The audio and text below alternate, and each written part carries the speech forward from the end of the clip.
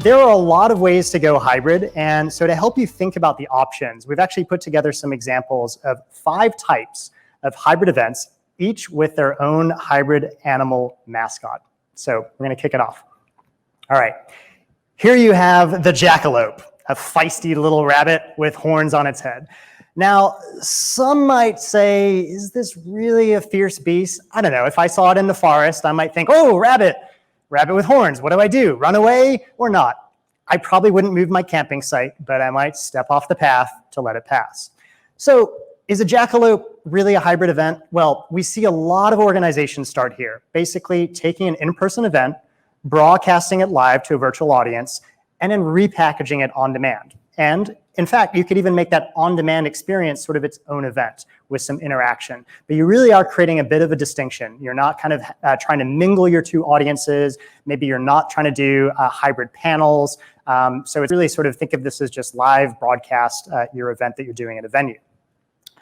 Our next event takes the name Pegasus. So this magical horse is spreading its wings, much like many of us are doing in this hybrid frontier.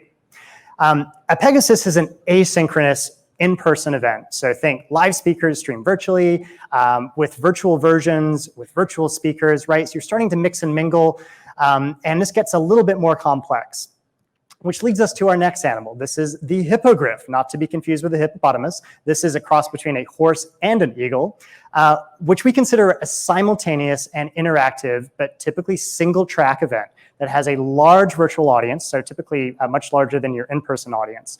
So you're doing a lot of things, you're starting to create interaction, you probably have some hybrid panels, and you have to do a lot of content weaving, right? Because you have gaps in between various sessions and you need to fill that with videos or other experiences that can keep your virtual audience engaged.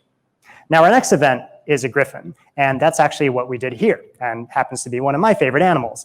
A griffin is has a simultaneous but separate in-person and virtual tracks and audiences, but some hybrid panels and experiences. Most importantly, you are trying to create experiences during the event for your audiences to mix and mingle. Video rooms is a great way to facilitate that.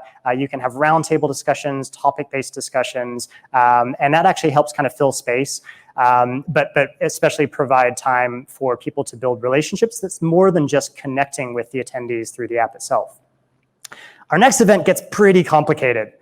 This one is a chimera, and a chimera happens to have 3 heads: a lion, a goat, and a snake or a dragon. In fact, it often has wings, and sometimes you'll even see the tail is a snake head. It's kind of like taming a really crazy magical hybrid event, right? There's a lot of directions that it can pull you in, a lot of things you have to account for.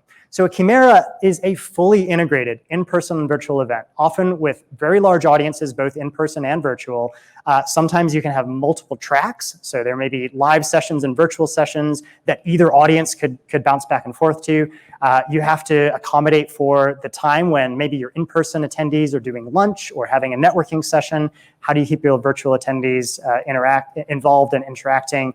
And how do you make those experiences like the entertainment something that can really delight and entertain both your in-person and your virtual audience members as well? So pick your flavor. Just know that all hybrid and mythical creatures require a little bit of taming and a little bit of work and some special care. So approach them gingerly, have a plan, and maybe create a little bit more time than you normally would for your typical virtual or in-person event.